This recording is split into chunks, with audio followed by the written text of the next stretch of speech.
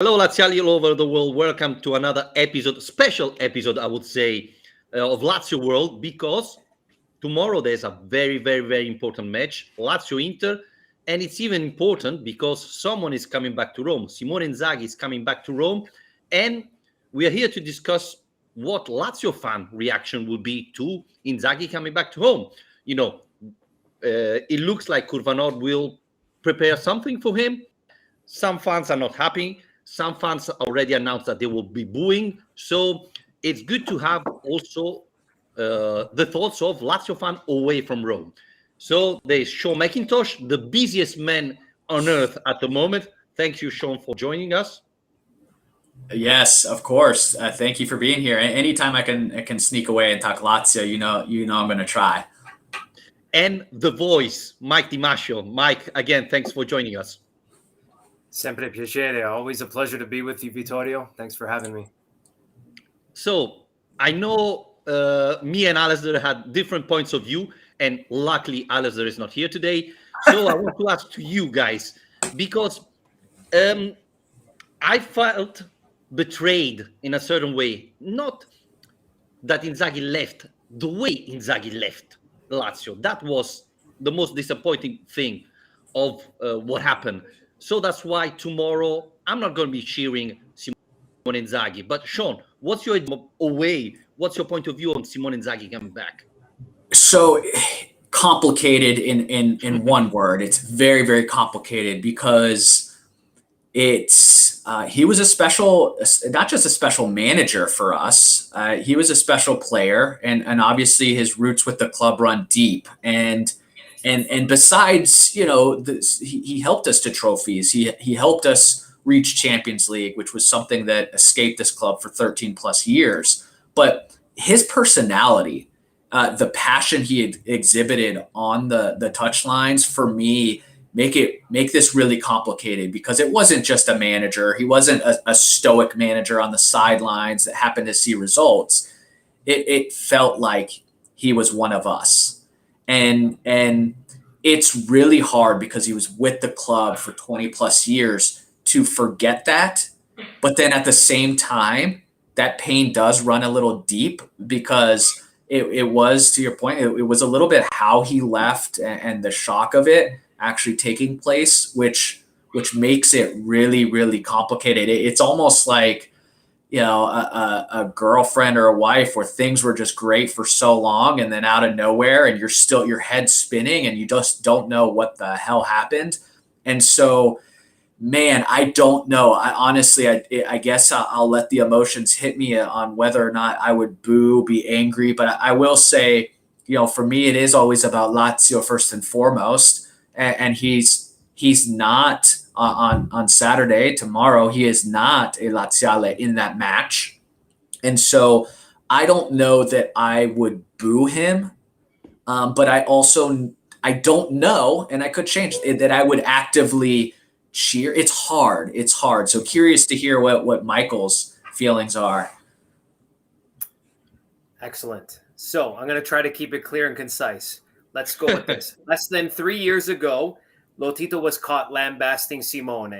Ti stai sempre lamenta, deciso io. Remember that video where he's caught in the rain on the umbrella and he's just giving it to Simone? Think about that. Think about all that negativity. Think about the embarrassment of Bielsa being hired and then having to crawl back and go, please, Simone, can you come back and can you do something with us? And then think about the fact that they gave him a pirate as a striker, supposedly going to, give, the savior, at least the vice, Immobile. That's what I think about. And I think about all the things that Shawn said. The most successful coach in the last 20 years. All the trophies he won, the amount of derbies that and pride that he carried when he went onto the field. Those are the things I want to remember, because I channel those who work in the corporate world. You work for a company for so long and you have to, for lack of a better word, eat a lot of shit. And that's exactly what Simone had to do to get where he got to.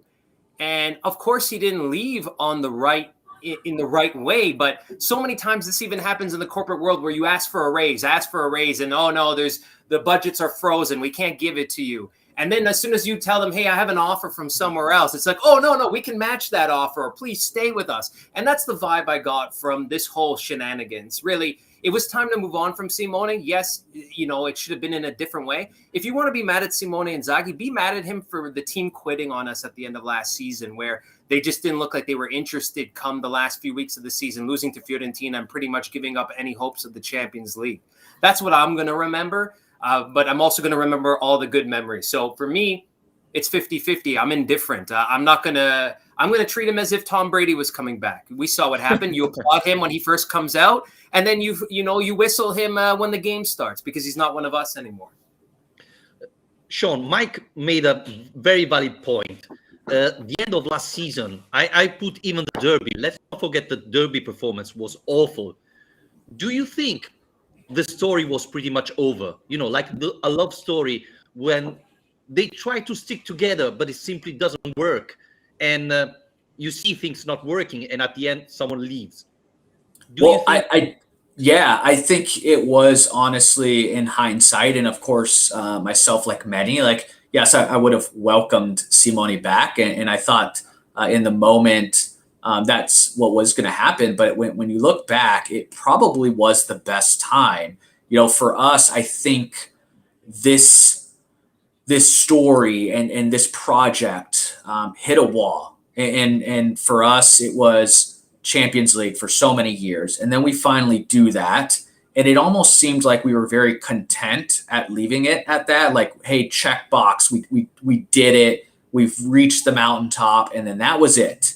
And so for Simone, obviously that's not good enough. I mean, he's ambitious like anybody. He's competitive, and obviously he didn't get the resources to move that project forward. I think we saw this with a club like Tottenham when they went to the Champions League final and lost, and they had no further investment. And it was just, regardless of how good a club is, and Tottenham was good enough to get to the Champions League final, if you don't have an injection of some new talent and new voices, and that's going to create some excitement and not allowed for the club to slip backwards, then you're going to see what happened to a club like Tottenham. And likewise, what happened to Lazio is we felt like we made it.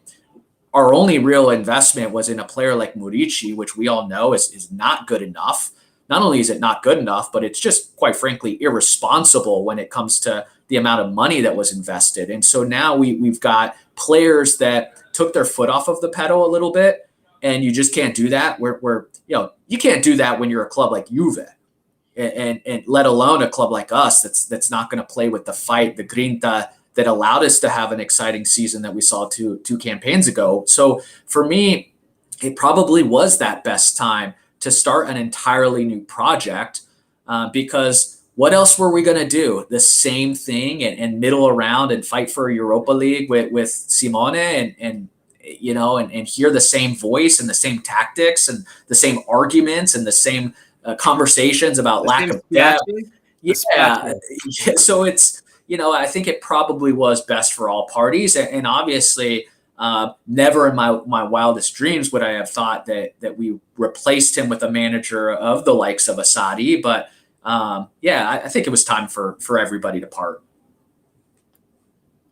Mike, do you agree? Don't you feel that a manager like Inzaghi, that always said, I'm a Lazio fan, should instead, when seeing the players a little bit relax, should have come there and said, guys, we are Lazio, we have to do more, etc.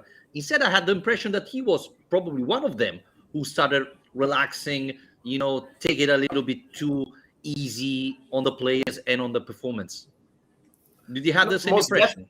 Most definitely. And that's kind of what I had alluded to in my rant earlier, is that if you want to be mad at him for something, be mad at him because he got comfortable and he kind of mailed it in towards the end of the year. I don't know what the right translation for something like that is, but basically, in lack of a better terms, he quit a bit on the team, especially towards the end of the season. Vittorio, what I want to know is, we know where Alistair sits. We know kind of where you stand. What is it that still bothers you about him leaving? Because I have my opinion. I know you're very hot about it still because you thought that he did it in the wrong way. And I agree with you.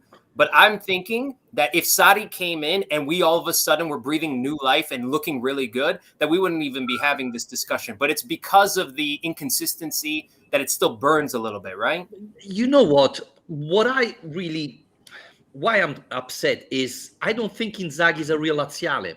The impression I had last year or 2 years ago was that if Juventus would have really called him to say, hey, we are sacking, Sarri, do you want to come? He would have jumped on the plane and flew to Torino.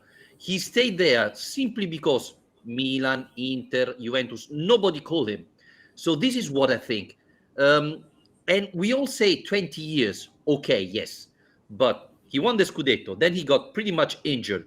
He was loaned to Atalanta, Sampdoria, Piacenza, everywhere around. I'm not sure he's a real Laziale. That's what I want to point out. What people don't understand is that really, if Juventus last year called him, he would have gone to Turin immediately.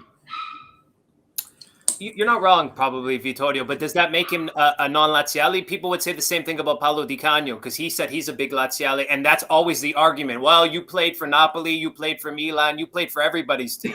How can you say you're a Laziale? I totally agree. You know, for me, Mihajlovic is a Laziale, someone that haven't managed Lazio yet, but, you know, they beat Lazio 2 weeks ago, and he said, you know, I'm not happy because I'm a Lazio fan, so I cannot cheer or be happy about this performance. Obviously, as a professional manager, I am, but as a fan, I'm not. This is completely different. The other thing is, and I want to hear your thoughts about this, we saw Inzaghi celebrating like he did when he was Lazio manager, going under the curva, celebrating with Inter players. I was expecting that because I'm sure he's very passionate, but he's not a fan. So, you know, this just proves me again that he is a very passionate manager, a little bit like Antonio Conte, but not a fan of Lazio, if you get the difference. Can I flip that on the other side, though? Ahmet, put yourself in his shoes for a second, and I want to be devil's advocate here. You have to swallow all that embarrassment, your president not showing you support over the years, and this goes back to him as a player, being loaned out, like you said. And obviously his best days were past him by 2004, 2005. But I vividly remember him scoring against Lecce when he came off the bench there with Pandev those days. And he was very fired up even then. So this is more, I think, about Simone Inzaghi, the man, rather than Simone Inzaghi, the Laziale, because he's had to endure a little bit of strife during his time. And now he has an opportunity probably to showcase himself as a quality manager. And I know, personal goals aside, I wouldn't want to shit on Lazio, of course. But if you can help yourself too, to elevate yourself to that next level, this is the perfect opportunity. And like Shawn said, I think it's the perfect time because we had kind of gone through the cycle of the Spiace and all that. And, you know, it had run its course, really. The problem is we're still the oldest team and we still don't have our shit together. So that's why I'm mad. He left us and it's not like we're in a great spot right now. Well, him showing excitement and passion and obviously for other clubs, you know, at the end of the day, he is a professional, but I don't think that minimizes his passion or true love or him being a Laziale. I don't think you can't have both. I don't think it's mutually exclusive. I think you can be a diehard Laziale and breathe it and believe it. And then look, yes, as a professional, like he still wants to, like Mike said, is that he's got his own success as well that he wants to, you know, he wants to embrace. And so I don't know that I see that and him celebrate with the curva at Inter as anything less of him being a Laziale. Now, I will say, Vito, to your point, I mean, we're going to see his first comments post-match. And if Inter wins, I think then we'll see. You know, I think then we can judge him a little bit on look, when they score, is he running up the touchline celebrating like a maniac? Well, then, you know, 100%, you are correct. And I will look at him very differently. But, you know, if he's calm, especially because we really know he is a passionate individual. So now if he is bottling that up and he's not celebrating, that tells me a lot. And likewise, his comments post-match, I think are going to say a lot. So a little bit, I'll reserve judgment, but I think it's a little bit harsh to say he's not a Laziale because, as Michael said, you think of all the crap he had to eat with Lotito for that long. And I mean, it's going to take a level of passion to probably put up with that. If he didn't care about the badge, then it's hard to imagine him staying for as long as he did. Yes, but we have to see it both way, right? Obviously, Lotito didn't give him Real Madrid's formation, right? It wasn't Paris Saint-Germain money. But at the same time, let's see Pedro Neto. I mean, a young talent, a great talent that last year made a huge impact in the Premier League, and with Lazio played like 7 minutes. You know, let's think Raul Moro. Now he's playing with Sarri. Last year he never saw the pitch. So for sure, Lotito didn't provide Inzaghi Benzema or Haaland, etc. But at the same time, I know that Tare wasn't really happy, saying, "Hey, I provide you two youngsters, and they're not seeing the pitch, even if people are dying." Last year he preferred put Parolo center back that give a chance to Armini, who is playing in the Italy under-20 national team. He's not Nesta, but for sure he cannot be that bad, right? So yes, we all agree that the transfer market of Lazio of the last 2-3 years have been awful, but even Inzaghi made mistakes. And let's not forget that Inzaghi wanted Hut back. It's not that Lazio said, "Hey, this is a player." He said, "No, I'm happy. I'm going to call him and convince him." So, I'm not a Lotito fan, and I will never say that Lotito is the best president of Lazio history. But let's give some shit even to Inzaghi, okay? Absolutely. I think the whole reason why this is such a good discussion is it could go both ways. There's your way of looking at it, Vittorio, and then there's, if you really want to get down to it and then the nuts and the bolts of it, there was a lot of BS along the way that he had to swallow as well. So they both had their part to play.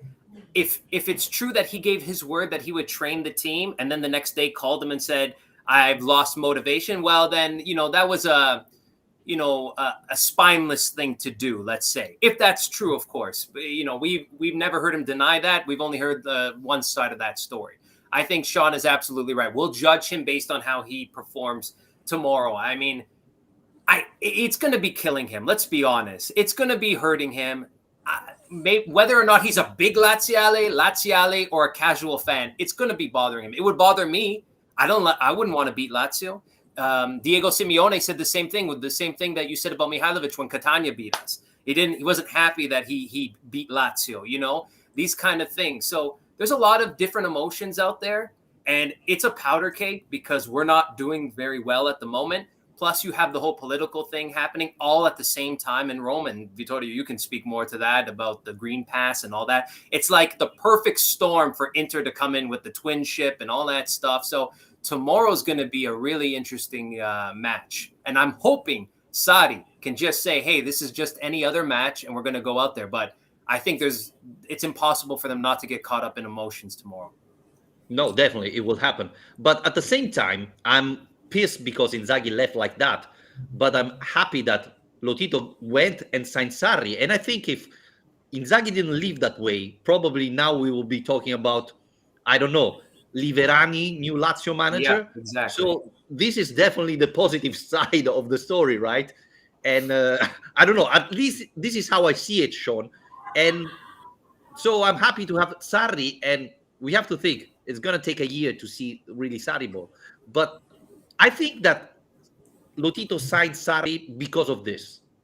Yeah, I think it fueled the flame. I mean, let's not kid ourselves. Like while we don't see the investments, that we all want, I think Lotito is still a man that has an ego and is competitive, and we know he gets bullish on things. And I think you're spot on because of the way that he left.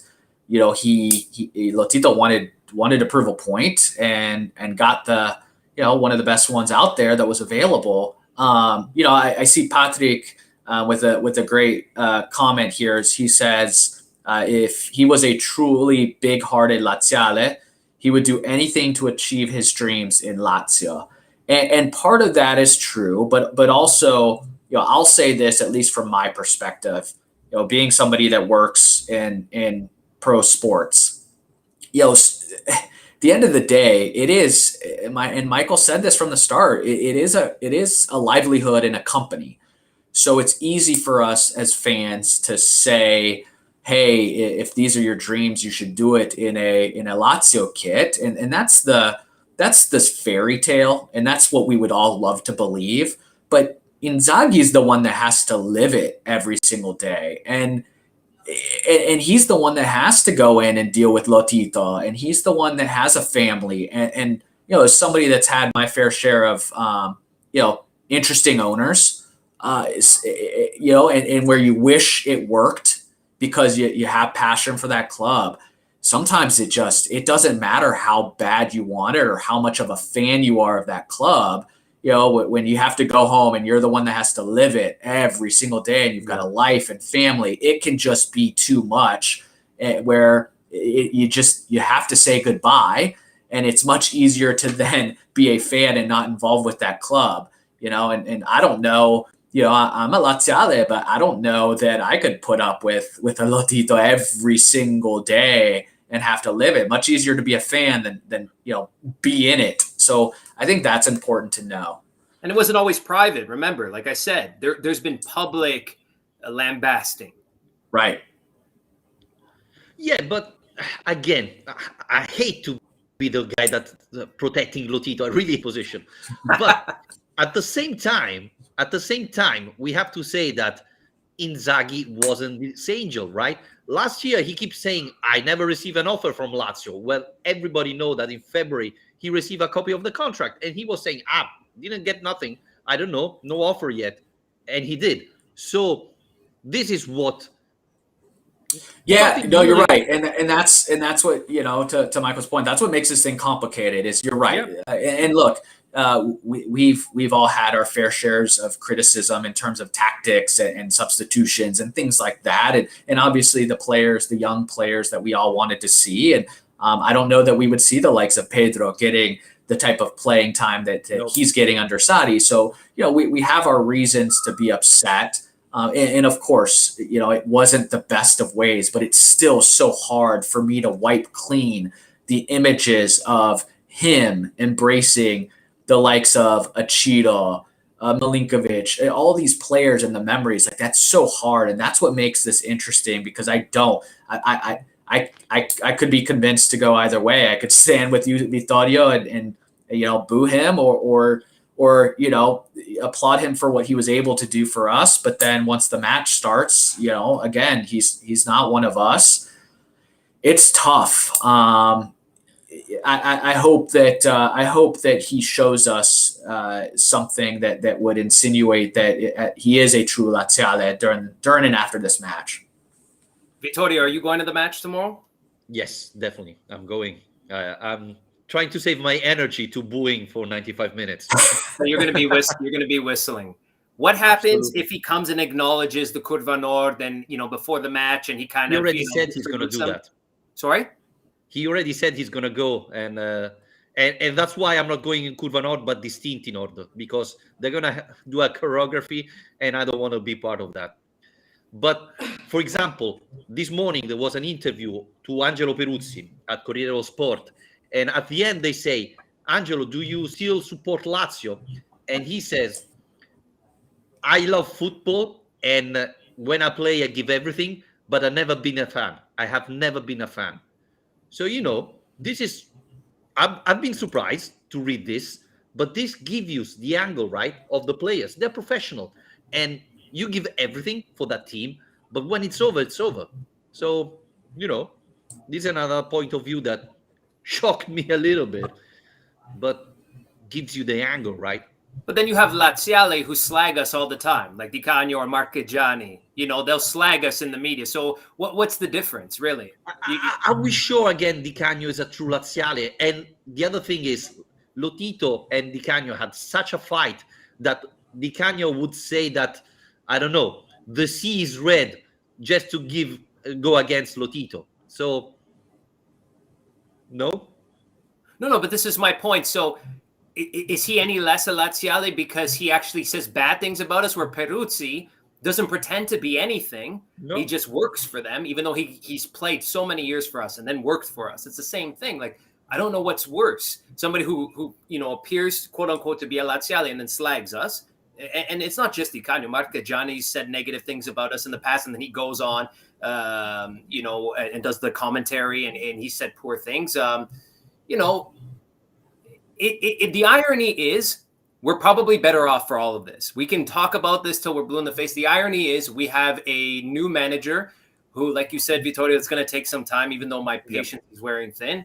We are teetering on, I think, on the brink of some chaos, though, if we don't win tomorrow, at least given a performance worthy of a derby, for example. It's going to be an emotionally charged match. Yeah, and I already bet on Correa scoring because it's simply going to happen, right? Simply. Yeah. Easy money. Yeah, that's and right. the other thing, guys, is you talk about emotional. If I was Sarri tomorrow, I would play Strakosha, Raul Moro, all the players that have been struggling with Inzaghi. First thing that happened this summer, Strakosha doing an interview to Lazio channel and say, it's a complete different atmosphere. Sarri is a great manager. Things are much better now.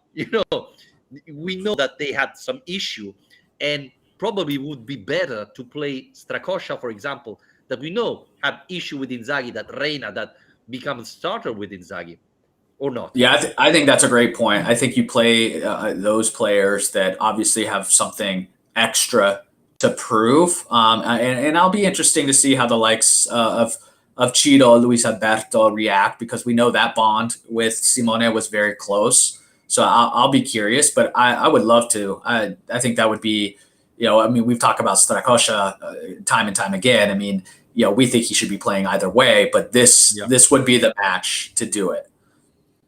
Vittorio, come on. If we got to flip that too, though, because without Simone Inzaghi, Strakosha never played. And then it was because of Inzaghi that he started. Yes, okay, he lost his way.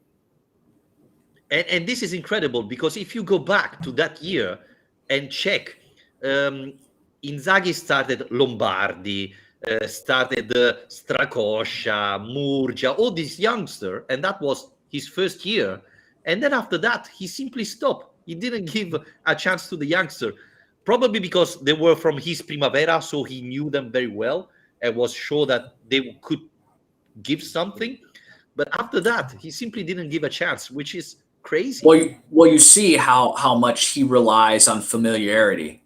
And that to me is that perfect point, because we saw his lack of rotation and always going to the same guys. I think the other thing that was interesting when we talk about a shift in the way Inzaghi operated was in that first season, he was a lot more willing to try new formations. Yep. And we saw us play different styles. And then, that was really exciting to see tactically how he was able to make adjustments. And then, boom, that just disappeared. It was always the same. We never saw any changes. And the funny thing, Shawn, is that when he was in the Primavera or in the academy, he always played with the 4-3-3. So I was sure that he would stick with that. Instead, he switched to the 3-5-2 and completely follow that thing. Said this, don't get me wrong, I think Inzaghi is a great manager. I don't agree his decision of leaving Lazio, but I think he's a great manager. And honestly, I think he has a huge chance to win the Scudetto with Inter because he's a good manager. Let's see so Dzeko last year was terrible with Roma. Now he's scoring every single match. And from my point of view, Inter is playing much better this season than last year with Conte. And they lost some key players, right? So I think he's a great manager. I'm not sure he's a great Laziale, if you get me. Well, we'll find out. I guess we will find out, because it's all going to be in his actions and his words tomorrow. Yep. Vittorio, one favor. When you're at the match tomorrow, can you please share the video of you whistling Inzaghi when he walks over to the Curva Nord, please? Yeah, I'll try. If they don't kick me or, Yeah.